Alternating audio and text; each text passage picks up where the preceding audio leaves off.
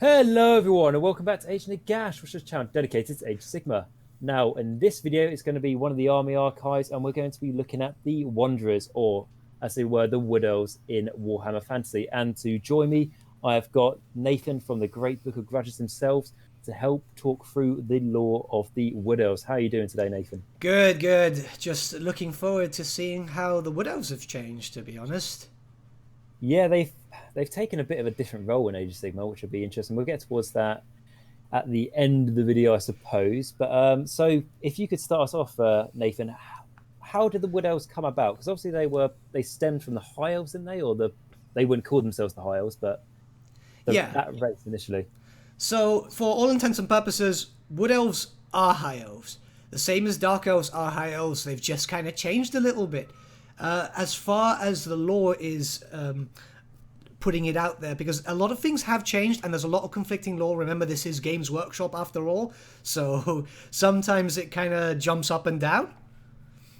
But Yeah, in terms of that, the Wood Elves were pretty much high elven colonies. A lot of them settled around the lands that would eventually become Bretonia, Athaloran, and so on.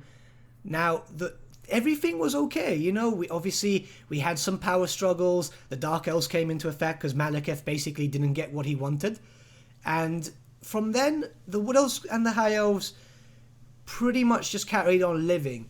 The only problem was that the Dark Elves were very smart, and there was a little bit of trickery involved, to which the Wood Elves and the High Elves, or better yet said, what would eventually become the Wood Elves, ended up in a very strange war with the Dawi. This ended up becoming the War of Vengeance, or the War of the Beard, as we know. I was gonna say I recognise it as the War of the Beard because then the Dark Elves basically disguised themselves as elves from Ulthuan, and attacked the Dari, wasn't it? Was that how it Yeah, started? that's correct. There'd be trading routes going into the new colonies. The Dark Elves would kill the traders, and from there it started off getting the Dawi kind of angry. And as we know, don't get a Dawi angry because they'll come back with a vengeance. Yep, and being the elves as they were, the elves of Ulthuan, and in case you're watching it from my channel, guys, don't know what Ulthuan is. It's basically imagine our globe, and there is a continent in between Europe and North America. That's Ulthuan, and that was like the home of the High Elves. And because obviously, I'm sure most of you guys know this, the High Elves are quite. They don't really like to admit that they're having a little bit of internal trouble, do they? So they didn't tell the dwarves that there was a bit of a civil war going on. At all, they didn't tell them, which, to be honest, that's what confused me. At this point, you'd be thinking, oh, we've got these allies, the dwarves. Maybe they can help us deal with Malekith. But they just kept as quiet as a mouse, which was absolutely just confusing. And the first offensive, what the Dark Elves did against the Dowie, didn't the Dowie sort of go to? I don't know if they went to Ulthuan, but they did go to the High Elves, didn't they, to ask basically what was going on. Yeah, so the Dawi were obviously concerned as to what was going on, and they sent, I believe it was the brother of the High King, or the cousin of the High King, to Ulthuan. I should know this considering I just did a lore video on this just a few days ago. But they sent them there, and they basically demanded some trinkets and gold and stuff as reparations, which, understandable. But the Yep. High Elves at that point were, they were still kind of angry with everything that was going on, and they still wouldn't admit what was going on. So they shaved the dwarf's beard and sent him back to Karazakarak and just basically said, if you want your gold, if you want your reparations, you need to come, and I'm talking about the High King himself, he'll need to go to Ulthuan specifically and beg. And obviously, there's a lot to take in there for the dwarves, but also just the fact of having your beard shaved off. Surely that is the most humiliating thing that can happen to a dwarf, pretty much. Pretty much, yeah. So the dwarves naturally got angry and launched an invasion on the High Elf colonies. At this point, Ulthuan did fight back. They were kind of holding back the Dark Elves and fighting in what would later be called Bretonia. Eventually, the dwarves overran the High Elves and just basically beat them back. The colonies still kind of stood. Some of them were completely destroyed. And everything seemed okay, because the war had officially ended with the High King killing one of the Elven kings. That's all cool, but the problem was that at this time, Malekith was sitting in the shadows kind of waiting, as Dark Elves tend to do.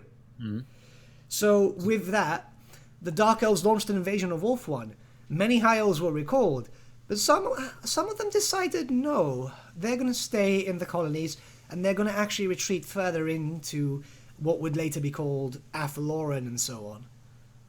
Oh, and then that's where the Wood Elves come into it, isn't it? Yeah, so at this point, they kind of broke off ties with the High Elves of Ulthuan, and they stopped calling themselves High Elves. They actually ended up calling themselves Wood Elves, or Azrae, as we now know them.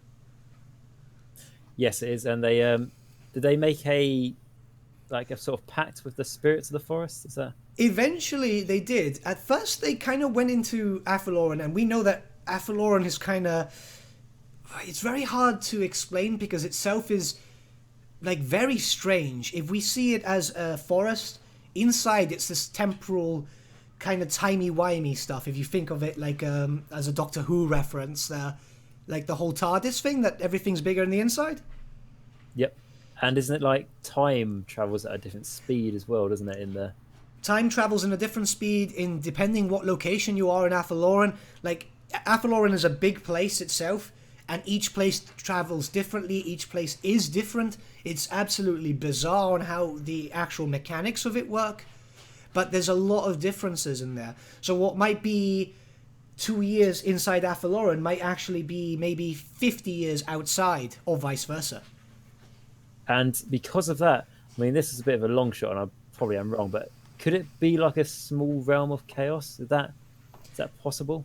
Well, from what we realise in the end of it is very similar to the Realm of Chaos, but we know that they have their own gods there, which kind of act as their own...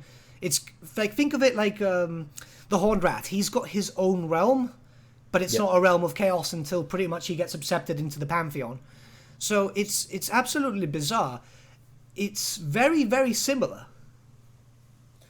But it's actually has a place on the physical plane, doesn't it? Because obviously it's part of the world that was, like the globe. Yeah, I mean, I would classify Athaloran itself, like the inner part of Athaloran, as maybe a portal.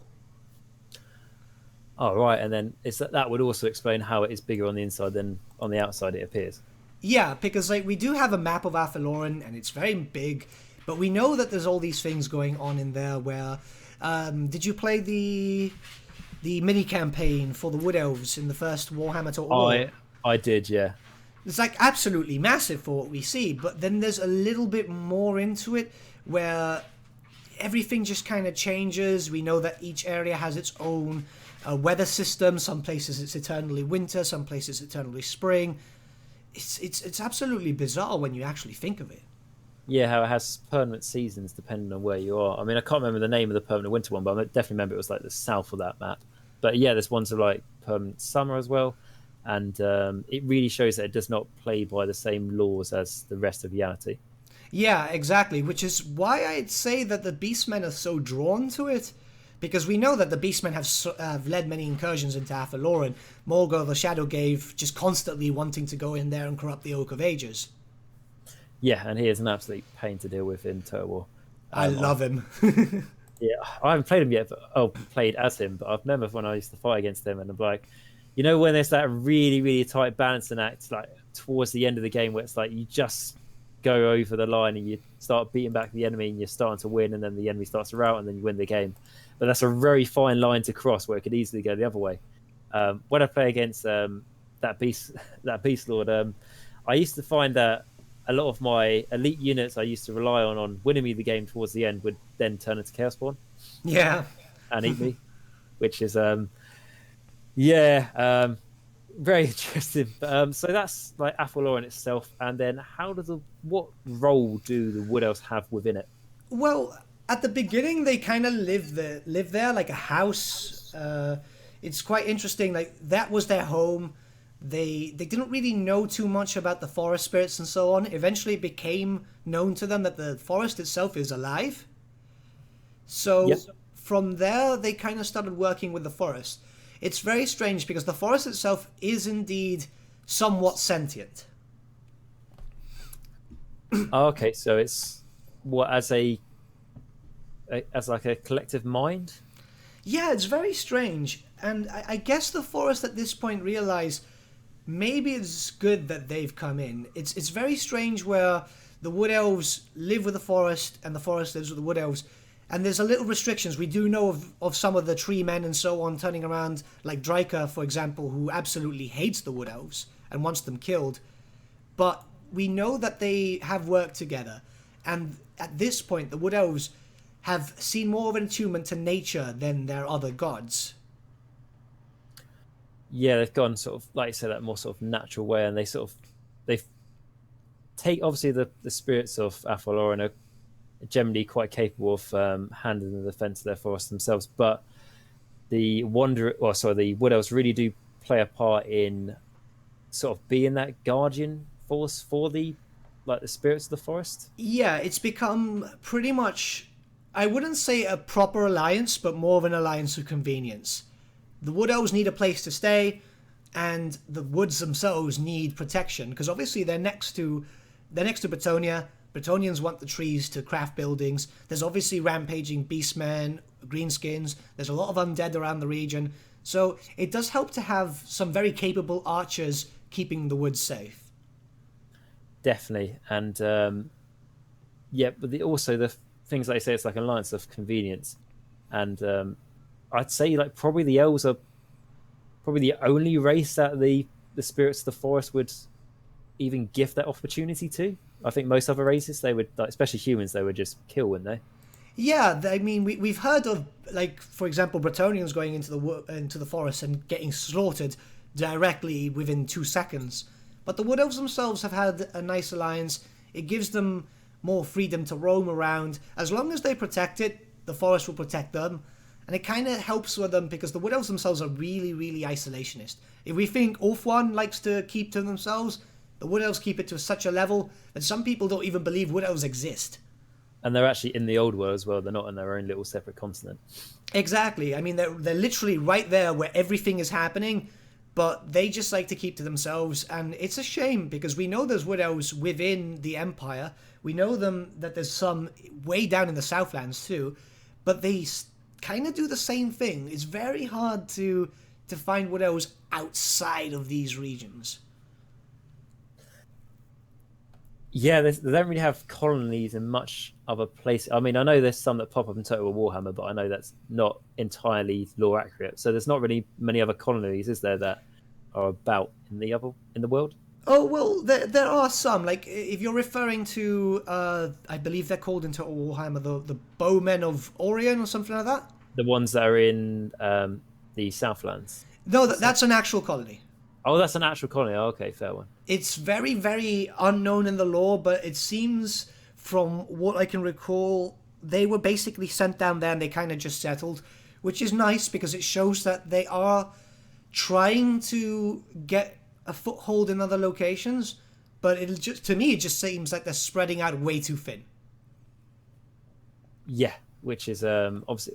I mean, they're not being elves. They're not the most numerous race, are they? No, they're pretty much dying out. Like, if we go by lore standards, obviously they split into a massive amount of groups because we had the High Elves themselves that split into the Dark Elves, and then these ones that split into the Wood Elves. So we've already had two massive splits, and then there's obviously all the wars that happened. There's the War of the Beard itself was very, very taxing on the Elven race. And or everything else, the coming of chaos, the incursions, a lot of them did suffer at hands of that. Naturally, also the Wood Elves in Athaloran have been taking beating upon beating a lot due to just the determination of beastmen, if you just want to put it very lightly.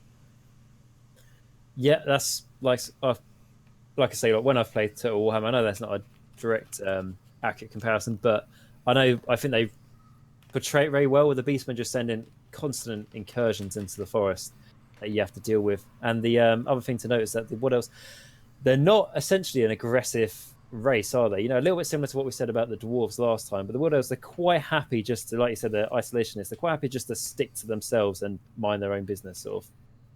Yeah, I mean, they'll fight. They are very competent fighters, and I used to actually fear Wood Elf players in the tabletop. They were absolutely devastating. but like as long as you're pretty much staying away, just don't get too close, type of thing. Yeah, because they're very much. I mean, like as like we said, like if some Bretonian children went into the forest of Athaloran and they came across the sort of like Drychers, like kin, like the Dryads and stuff like that. The Dryads might make the children die in very not very nice ways.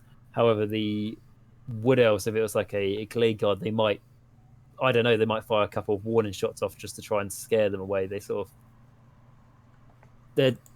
they don't take pride in cruelty, I think.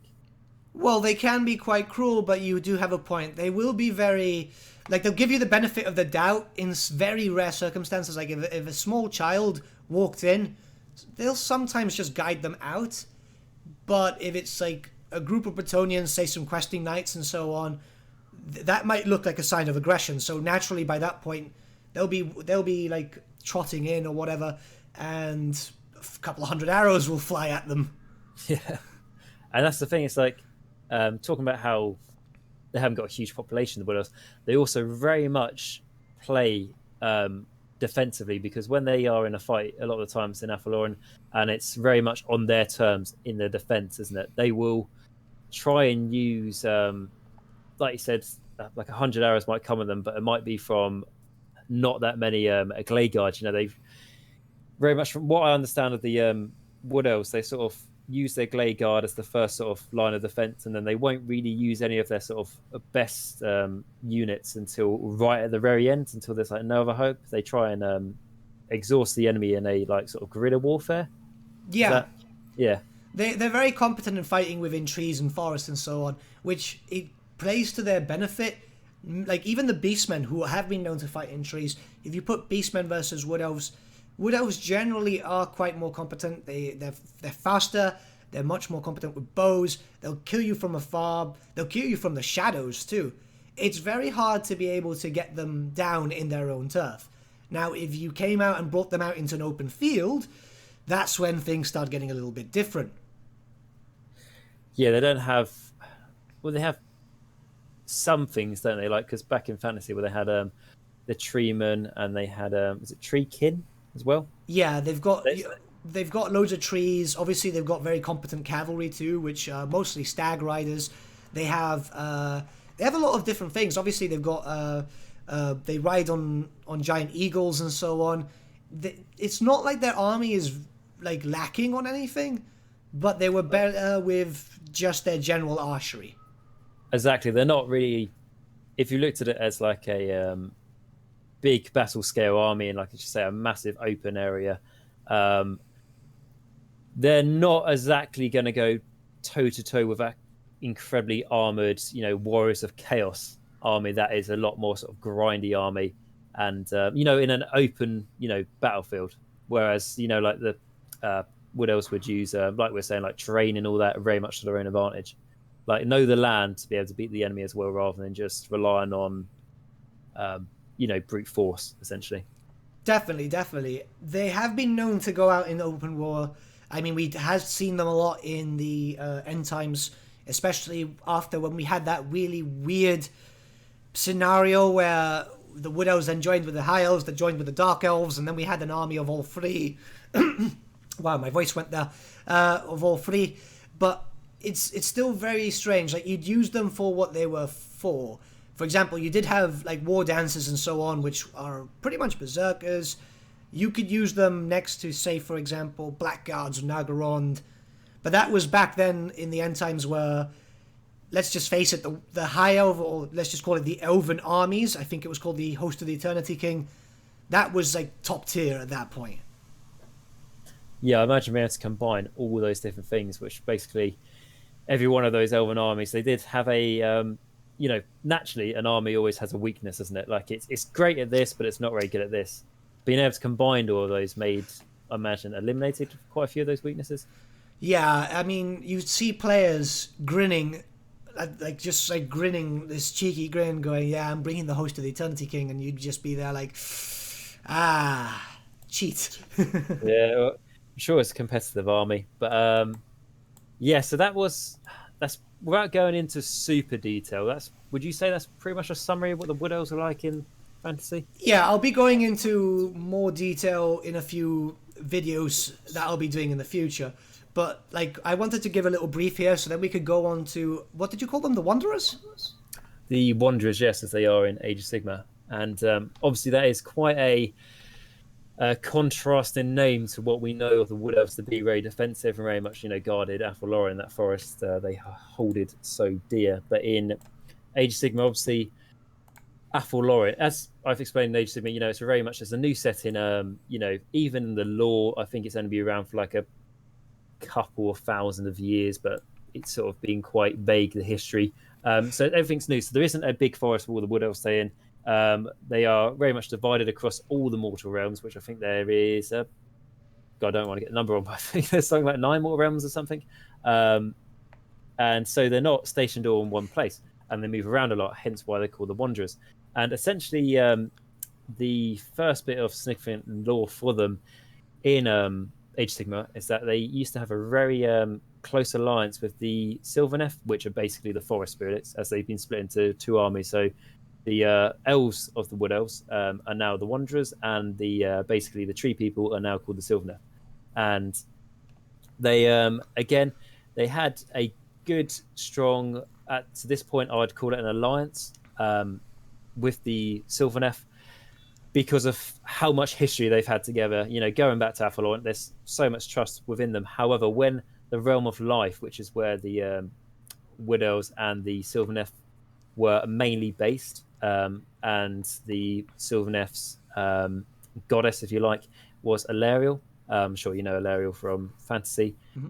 However, when the realm of life where they lived came heavily under assault from Nurgle, as you can imagine, if there's a whole realm of life, Nurgle very much would like a piece of that, and then he likes a little bit more piece, and then he just wants the whole thing. So as this realm basically became infected with pus and disease, and basically all sorts of nasty bacteria from Nurgle, the Wanderers did stand with the Sylvaneth and Alariel to try and fight back Nurgle. But when the tide sort of turned and it looked like very much that the realm was going to become overwhelmed with the forces of Nurgle, the Wanderers basically abandoned Alariel and the Sylvaneth to their fate, and left the realm, and basically wandered off. And because of this, the Sylvaneth and Alariel herself, going back to where it is like now, like I say, the Sylvaneth and Alariel, they are very much, they will still fight alongside as the with the Wanderers. However, they no longer hold dear the once great alliance they had. All the trust they built up over the years is now gone.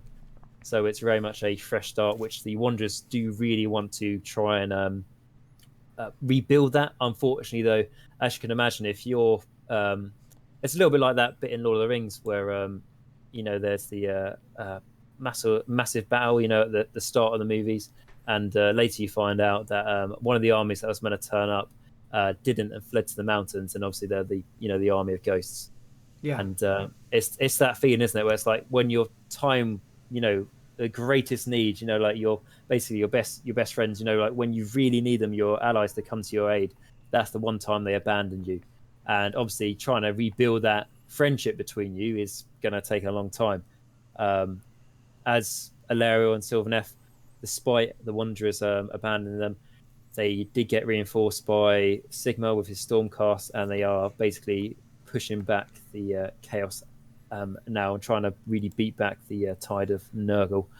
And so that's basically the Wanderers now play a different role, as they're no longer so attached to the Sylvaneth. I'll say like one thing, army-wise, if you're playing the army, they might not share really any abilities with each other, but looks-wise, aesthetically, they look fantastic together. But the Wanderers now play a lot more of a skirmish role for the army of Order.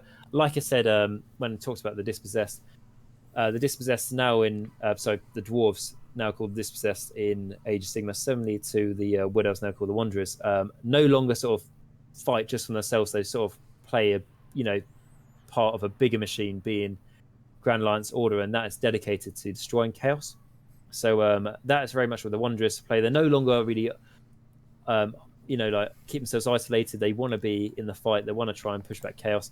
And the role they play in the sort of all the armies of order is they play as pretty much like the best skirmishers they've got.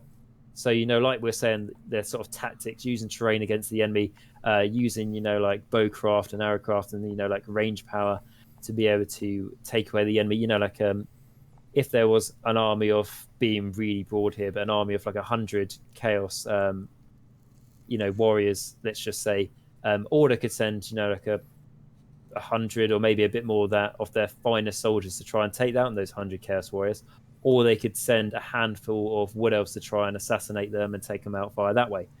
And that's sort of the role they play. They also do this for like the greater good, if you like. So Wanderers, as like I say, they're travelers, but it means like if there's a council or a group of Wanderers traveling through the realms, they might do some work for one of the cities in the realms of order. Say like, if we help you eliminate this chaos warband that's been like plaguing your land, can we live and stay within the basically the safety of your city? And so it's very much they have a part to play, and they are now a lot more like travelers compared to being very much isolationists and staying in the same place as they were in fantasy. So that's pretty much all the lore there is for them now. Like I say, it's very new, so it might sound a bit vague. However, what I wish to say about Age of Sigmar is definitely going strength to strength for its lore, and they're definitely adding more to it. So I'm excited to see what comes next for the Wanderers. And in the game, they do translate as being able to do things like teleport from one board edge to another, hence being called like, I think that ability is called like Realm Wanderers, so being able to transport across the realms essentially. They can do that. They can also do things like run and shoot, so they're incredibly fast. Like if you're trying to chase them and you fail your charges, they're just going to shoot you and then run and then repeat the process again, basically. So it's nice to see how that's translated into rules as well. And like I say, I look forward to one day them getting an army book, which I'm sure they will, or the Elves United or something like that. That would be cool to see. So yeah, that's pretty much where they are in Age of Sigmar at the moment, which I can imagine is quite different to fantasy. Well, a lot of their tactics are the same. I am looking over at the Elves page now in GW, and I've noticed that, a lot of their troops are there.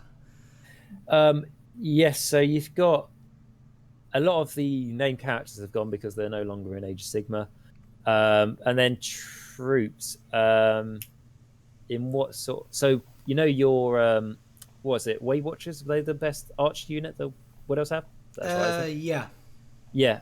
They are now single heroes.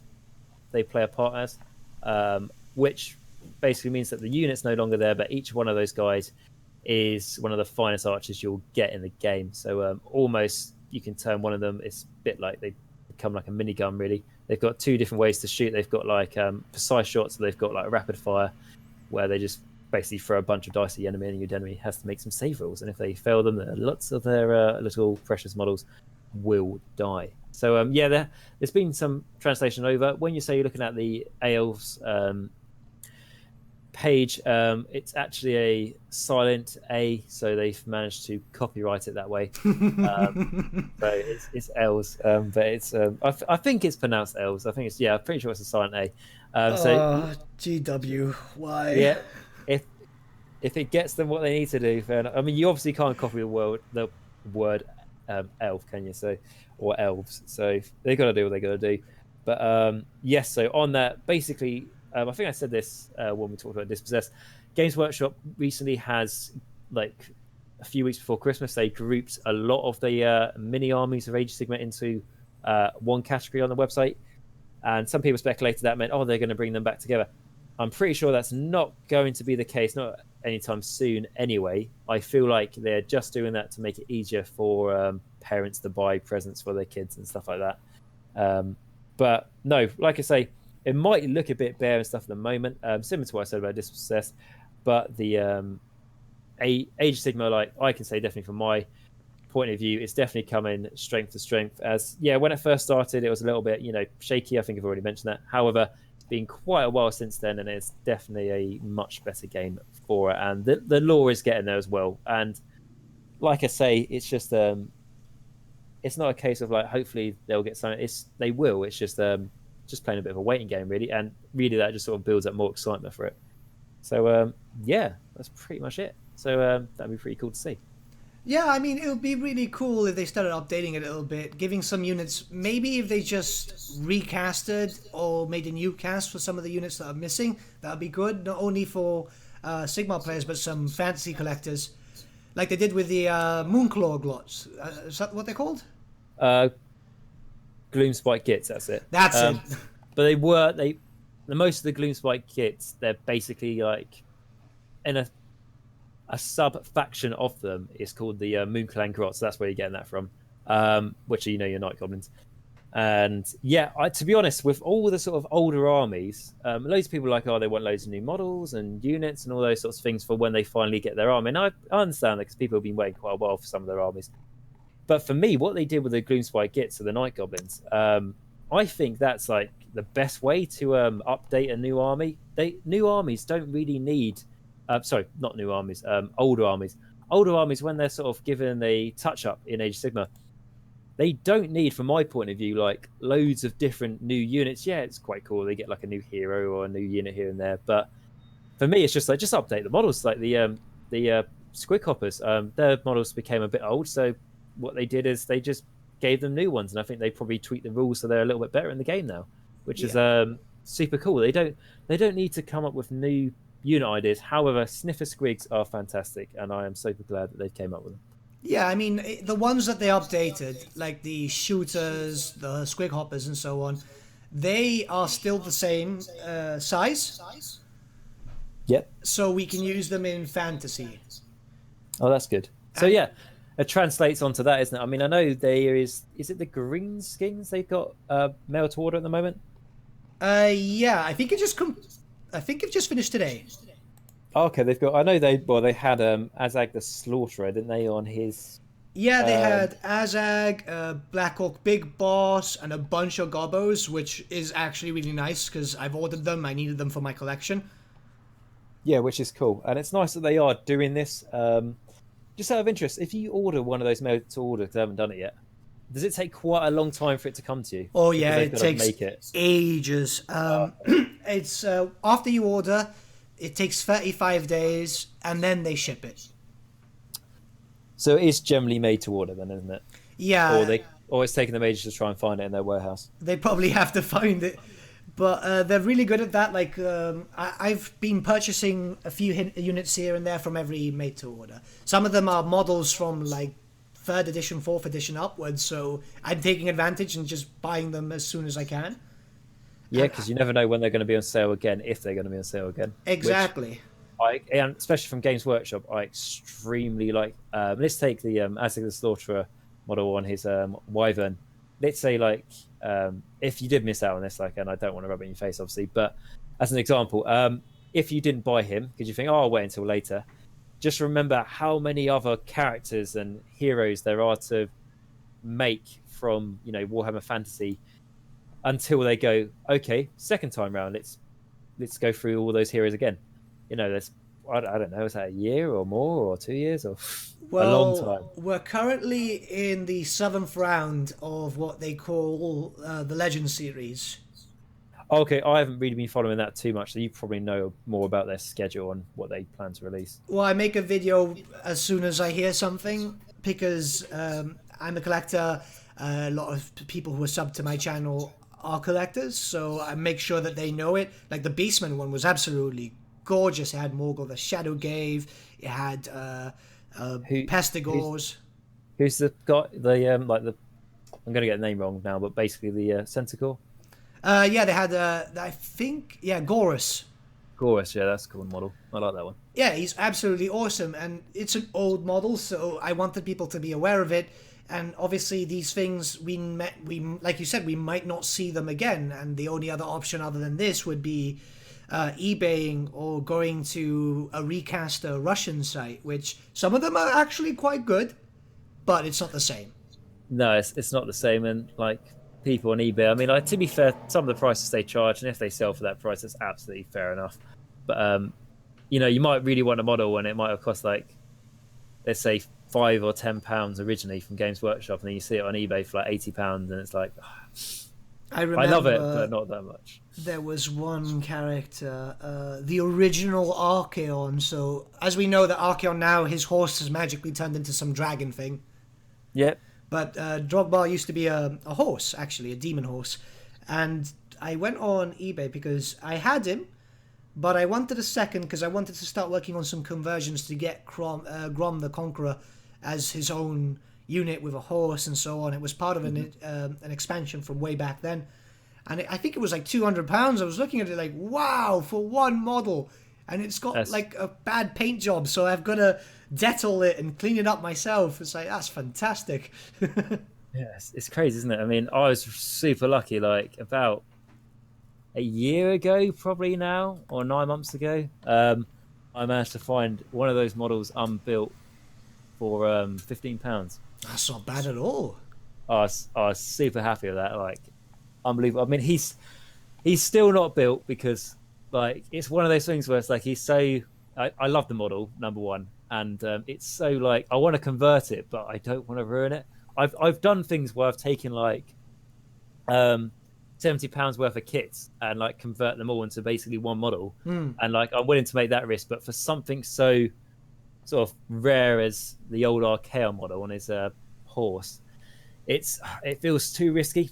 Like I'd love to convert him to something, like Slaneshify him basically as a sort of beautiful one done by someone I fought in a tournament who basically turned the horse into a stag. And it's like it got to the point where like I was playing this game for probably about 3 hours and it got towards the end of it and I was like, wait, is that the Archaeon model? And I was like, yeah. I was like, geez, I literally thought that this guy bought this model from like a third, like a different games company, and he just managed to get away with it because it looked that cool. But it's like, no, that's actually one of his conversions. And it's like, since seeing that, I know I won't be able to do anything on that good of a scale. So my Archaeon's going to stay in his box for now, just nice and safe in that. Yeah, I totally get it. I've been trying to work on some conversions for my Chaos Dwarves, and I've got a lot of boxes. I did buy some stuff from Forge World and so on because, let's face it, the models look absolutely great. But it's the issue of when you're paying so much. Like, for example, let's go on to Forge World. There is a cannon there. I think it was the War Engine itself is about £70 or something, and you're there thinking, do I really want to convert this model? Yeah, I understand that sort of thing. I've looked at a few things sometimes. I'm like, how can I convert even like some of the Skaven models? How can I try and convert them to things? Or like when I looked at doing an Emperor's Children's Army, but translate it into 40k and basically have the Emperor's Children use them as just Space Marines and try and have it as they're still loyalists. I know that's completely against the law, but I love the idea of that Slanesh, but they're sort of, instead of them all being really corrupted and looking like really chaotic, like a really sort of clean look to them, basically how they are in the Horus Heresy. So I thought about getting Emperor Children bits from Forge World and kit bashing them with, like the new Primaris kits and stuff. And I was thinking like that, it's actually probably going to cost a lot of money, even if just for the upgrade kits and stuff, if you want to have, like big size units of tactical Marines and stuff. Yeah, no, definitely. Which is, but yeah, it's one of those, I mean, I've fought against a fully painted Chaos Dwarf army at a tournament, and it was absolutely beautiful looking. And it was based in the realm of fire, so as you can guess, it's a realm that has lots of fire and volcanoes in it, and so the basing was really nicely done. And it's the first time I fought the Chaos Dwarfs, and happened to be in such a nice condition. So that was nice to see. Unfortunately, it was on Warhammer TV, and I got my army destroyed within about half an hour. However, it was a very, very nice game to play and a nice opponent to fight against. Yeah, some players are just absolutely insane with how they use battle tactics. I played against a Chaos Dwarf player, and he absolutely demolished me within 4 turns. Yeah, I mean, I think it happened over a year ago now, so I'm just trying to remember. I think what happened, basically in Age of Sigmar, you roll for priority. So let's say I finish up setting up my army first. I get to choose who goes first. Let's say I choose myself to go first.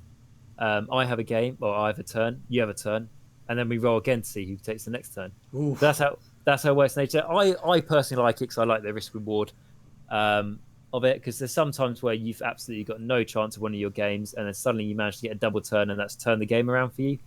But there are other times where the enemy double turns you and you get basically pummeled into the ground. So with the game I had on the Warhammer TV, like I said, fantastic game, but I was quite unlucky because I think I lost. So there's 5 turns in Age of Sigmar, and I think I only got the 5th priority. So basically, the opponent had control of the turn, rotations, and I played the army so risky because I basically had my Flare army. So it's basically Cryptoris and Fantasy, the new unit of them in Age of Sigmar, which instead of the Cryptoris having arms, they basically have wings and they become a different unit. And it's a unit that's very good at doing mortal wounds and all those sorts of things. And basically had a whole army of those and a Terrorgeist in it. And how I saw him, I was like, the guy's name, he's got like his podcast and stuff. His name's Ben Curry. He's a really, really good player. He organizes tournaments and stuff, and he's definitely a good opponent to fight against. And I was like, this guy has got so much more experience than me. I was like, the only way I'm going to win this is through luck. So I was like, and this is the best I've been doing in tournaments at that point. And I was like, right, so there's basically loads of terrain around that gives you bonuses, but there's a chance they give you a really negative effects. Like one of them was a terrain piece called Mystical that doesn't now, but what it used to do was if a unit's within 3 inches of it, roll a dice at the start of the turn. On a roll of a 2 to 6, they can reroll all their failed wound rolls. But if you roll a 1, that unit cannot do anything that turn apart from make save rolls.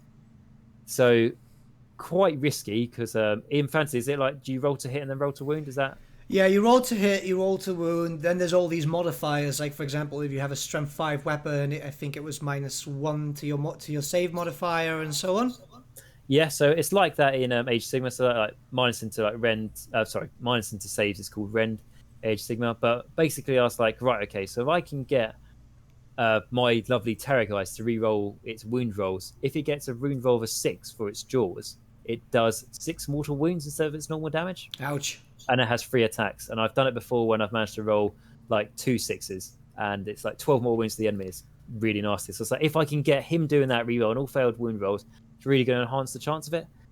So I put him next to this scenery piece. Unfortunately, turn 1, he rolled a 1 for that scenery piece, so he couldn't do anything. The next turn, he rolled a 1, so he couldn't do anything. And I believe the next turn, he also rolled a 1. And he was about a quarter of my army. Ouch. And yeah, him basically not doing anything until what are those like half centaurs and half minotaurs called? Do you mean the Centaurs or? The ones from Forge World, the dwarf ones. They might be called centaurs. The one where it's like half. Right, no, the bull centaurs. Bull centaurs, yes, that's it.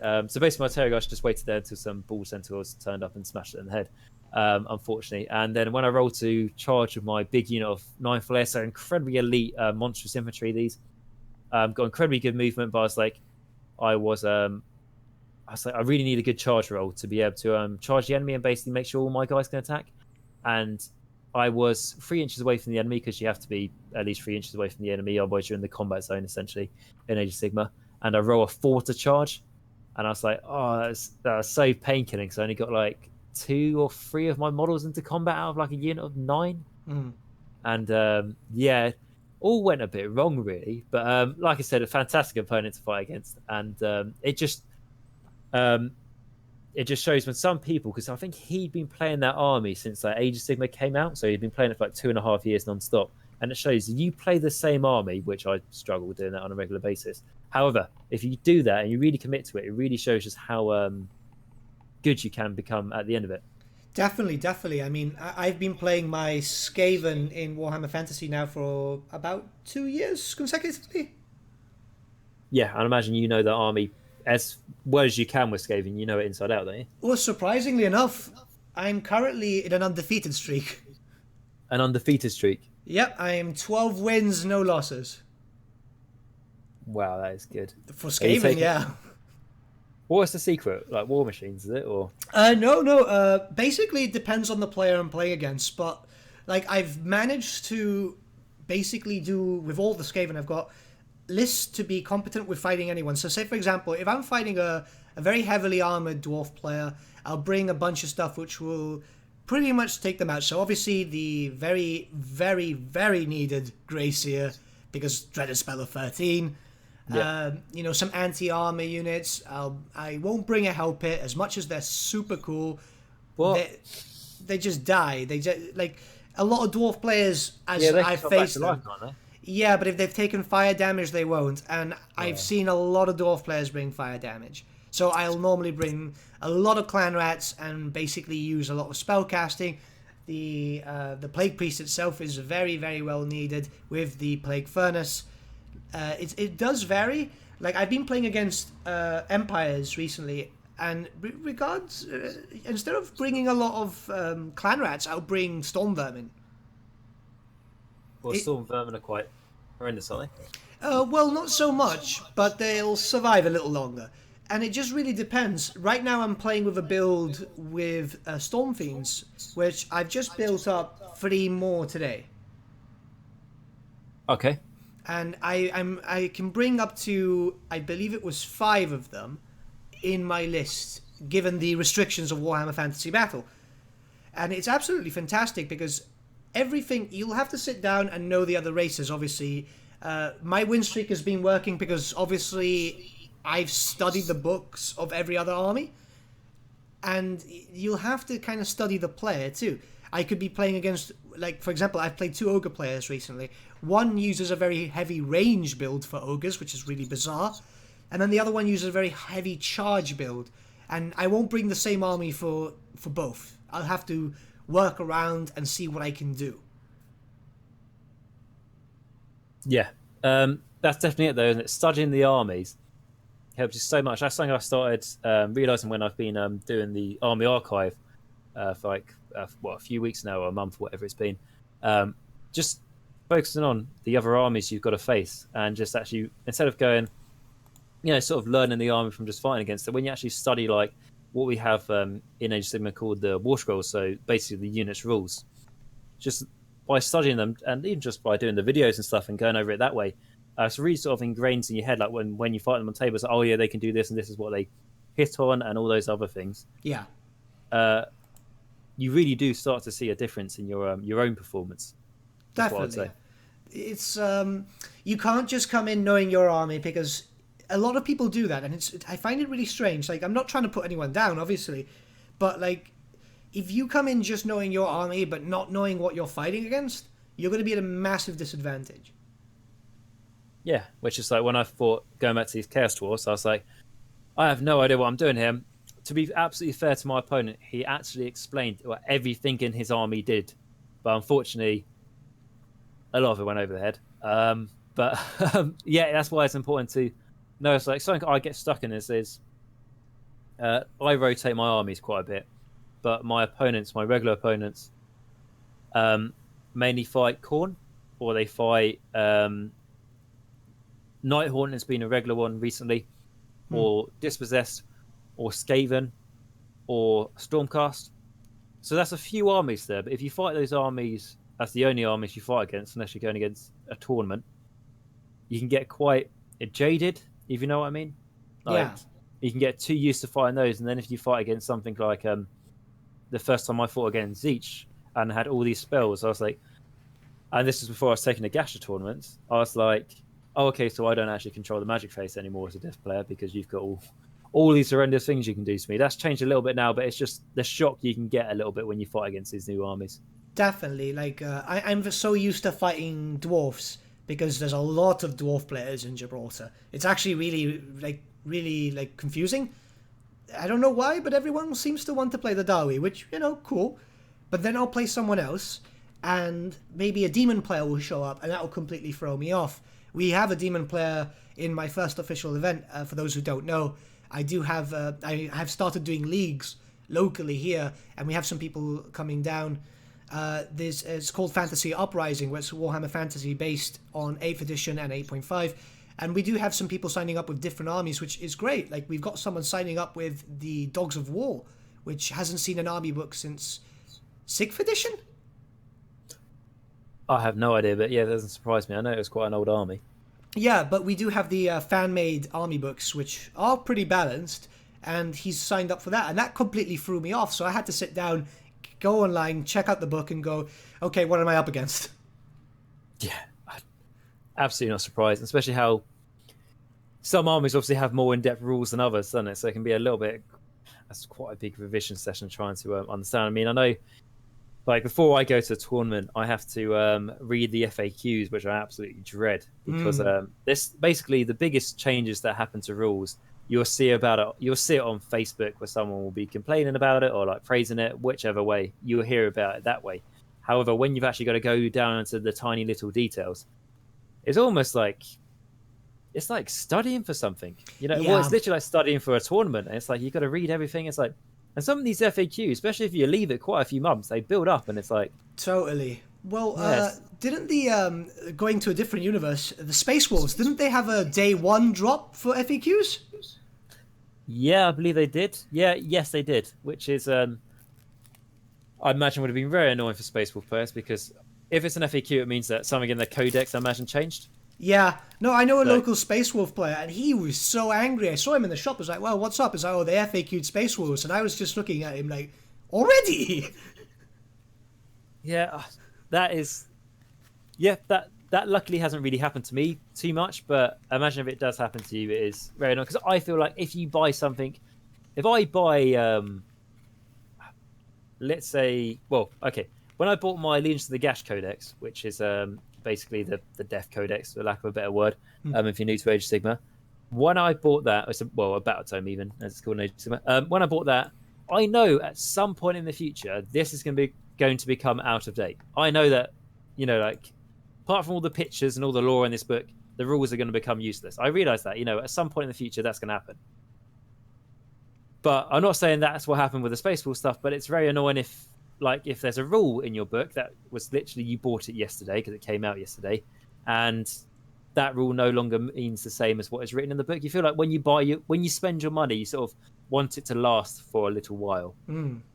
Which is, it's like that happened with me a little bit with the Allegiance to Gash because there was a FAQ I think about a month after it came out, and then basically it changed one of the battalions, which was, as far as I'm aware, the best battalion that was in that book, and they changed the rules to make it basically not very good anymore. It's like, well, that's annoying because if I have to remember what the rules are for that battalion, I can't look at it in my book. I have to try and go on the Warhammer community site, and then I have to try and locate the FAQ relevant to that battalion to try and find its new rules. That's why I love Battle Scribe.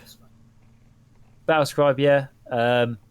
That's good as well. There's quite a few things out there. I've got the Age of Sigma app, which is super good for Age of Sigma, which is really handy.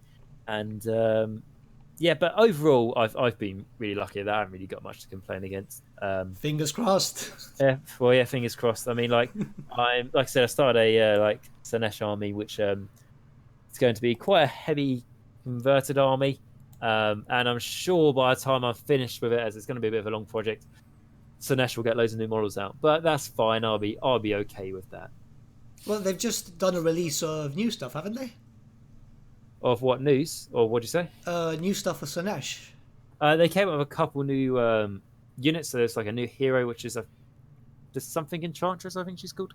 And they've got some new updated Fiends of Slanesh, which are very nice. Nice. Yeah, which is, they've still got the booby theme, but they're a bit more modern, shall we say. So that's all good. And the new hero for Slanesh is the one playing the harp. Have you seen that? Yeah, that one looks amazing. I actually bought that specifically so I could use it in 40k. Yeah, I mean, I've seen in 40k, like, the rules are horrendous, I think, for, like, I know, but to be fair, in 40k compared to fantasy, there's more rend, there's, like, quite often higher than she can do. It's pretty nasty, but I just love how how the strings just come from the spine of the guy. And it's like, I thought when Slanesh was going to get an update, I thought, okay, they haven't had any new models for a long time, so it's going to be a little bit more politically correct, if you know what I mean, for lack of a better word. And it's like, no, they're still pretty nightmarish, basically. They're still they're still very sinister. They're not afraid to expose someone's spine and all that sort of thing, which is lovely to see, I think. Definitely. I mean, they came up with that beautiful box too, the Realm of Chaos, Wrath and Rapture. Yes, that's I've actually got that. Haven't got that box set, but I bought the Sinesh half for the box set. So yeah, that's lovely. I think I got it for around £40, I think. How when I went half to someone, and I got so the new hero with the harp. Got three fiends of Sinesh in that box.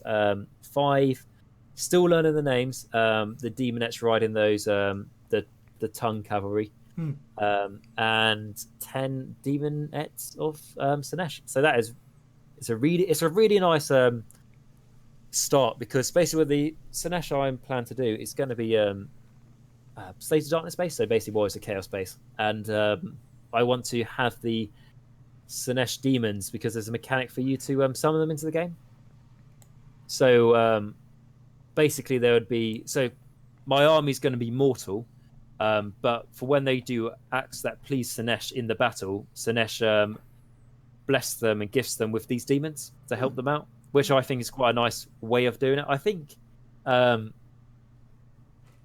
don't know if many other people play them that way, and I don't know if it's a good way to play them, but I think it's quite a nice fluff way to do it, I think. Especially how I want to do the army, as I've called it, sort of like the Temple Sinesh. So it's very much, as I sort of show my last model, how I did with them, sort of like it's got a Greek theme to it. So I want them to basically, the mortals are basically worshippers of Sinesh, obviously, but they have their own temples and all that sort of thing, and like they don't see the creatures that they're gifted as like demons, from the warp and all that sort of thing, or the realm of chaos, but like mythological creatures that like have basically, like I say, been gifted to them as like an act of worship, rather than like these are just demons and an entity of a greater god. Which is it'll be interesting to see how that turns out, though. It's fairly interesting. I understand the summoning mechanics because we had a similar thing, and it's quite interesting. Honestly, the idea of summoning extra stuff, does it work within a point limit, or can you just summon as much as you want? It was a bit risky at the start of Age of Sigmar because like summoning was overpowered because there were no points, and then points came in, and then summoning was not very good because you had to pay the same amount of points to summon that unit in, and then sometimes you couldn't get to summon that unit in, but you had to save points to do that. Now in Age of Sigmar, I think summoning works very well from my own personal experience. How it works is that summoning it doesn't cost you army building points, if you know what I mean. But you will need to do certain things in the game to be able to summon it in. So it might be like your command abilities and stuff like that. So instead of your general command abilities, it might be instead of doing that command ability, you can use it to summon in this unit. Now, which sounds really good. However, that command ability, you really might need it for something else. Right. And the unit you summon in might not be very good. But if you keep on saving up your command abilities, you might be able to summon in something more powerful. That's just like a sort of an example of how it works. How it works for the the lizardmen is they can summon things in if they don't cast spells. So it's very powerful for them to summon things in. However, you're taking a big sacrifice not casting any spells. Basically, the Slann are channeling in all their energy to be able to summon things back. The Sinesh works on the lines of if you cause pain to the enemy, so if you cause damage to them but you don't kill them, you build up these points to be able to summon things in. So that's why I like it. So it's like I say, if you don't kill things outright, but you're taking your time to kill it, you're making them suffer and feel pain. All that goes towards Sinesh, and that's what grants you these points to be able to summon things in. Okay, it's a bit more fair then. Yeah, which is nice. Khorne, he don't care. He doesn't care if his units die, your units die, how many other units die. For every unit that dies, he gets points where he can summon things in. Awesome. So some people just feel like really cheap units just to charge against the enemy and they die. It's like, well, I'm still getting a point for it, which is cool. Legions of Nagash uses like wizards and stuff to summon back fallen units. There's that. Fleshy Courts can call upon like ghouls of the night and all that sort of thing to come in from board edges. What else? There's that Stormcast They've got a few limited ways to summon because they can't be left out. And Skaven have got ways to summon. Only a few little ways, like the Dreaded 13th spell, stuff like that. But they've got ways to summon. Well, they've got the Screaming Bell that if you're lucky enough, you can summon a Vermin Lord. Oh wow! Yeah, but you need to roll two. So basically, when the Screaming Bell does something in every in your hero phase. So basically, at the start of your turn, you roll 2d6 to see what. Well, you roll 2 dice to see what happens. And there's a chart. So whatever you roll, something happens. And like I think if you roll a double one, like basically the bell fucks up and takes some damage. If you roll a 13 on 2 dice, you win the game outright. But you shouldn't be ashamed by this, as you are a Skaven general. Despite that, this would make all other normal generals lose all their reputation of being a heroic warrior. But as a Skaven, you don't really care about that. But getting a 13 on 2 6s is quite hard to do. But if you get a double 6, so if you get a 12, you can summon a Vermin Lord. This is once per game, but you can summon one. And obviously, you can't really plan for it, but it's one of those things where it's worth bringing a spell along. It's worth spending £65. I think that's how much the moral cost, just to have another one, just in case. Yeah, I've got 5. You've got 5. Yeah, I wanna have everyone at some point. I've only got the Vermin Kin at the moment, but I will get all of them. But They're gorgeous. Yeah, they're lovely, and it's like I mean, everyone says just magnetize them stuff. So no, I need all of them on a shelf. Yeah, definitely. Especially the Eshin. To be honest, there's not one I don't like. You know how it's like there's 5 of them, so there's a strong possibility of me not liking one of them, but I have to buy it just so it fits the collection. But actually, all of them I really do quite like, and yeah. So going back to it, there is quite a few ways of summoning now, and it all sort of works out. Yeah, which is pretty cool, because it used to be, like I said, when you actually had to pay for the army points before you summoned it, and you might not even. So let's say I have a hero that can, like Neferata, how she used to be able to summon is that if she killed a vampire, if she killed an enemy hero with one of her melee weapons, but it had to be hers, not the like monstrous skeletal dog dragon she rides. If she kills it herself, which her attacks aren't the best, but they're okay. Then she can turn it into a vampire lord. However, you need to pay the points before you start the game for a vampire lord for when she does that. And then you play a game and she gets shot to death before she even gets into combat. And then you're not just losing her, but you're also losing the points of the vampire lord that you were maybe going to bring back. Fun. Or you got into combat and then it's like, oh, I'm going to try and kill this big hero and stuff, and then you accidentally overkill it with her mount, and you don't kill it with her own personal weapon, so you don't turn it into a vampire lord. So now, I don't think she still has that ability now, but I think she had it for a little bit when it was free, which was quite nice. It's like, it's quite hard to get off, but if you get it off, you get it for free, which is nice. So yeah, it also works out. But I think we've rambled on for enough now, haven't we, talking about... Yeah. I think we talked about Wood Elves for half the video. I think that worked. It's something that's becoming quite common with us, isn't it? It is, but you know, like it's good though. It shows how there's still quite a lot in common.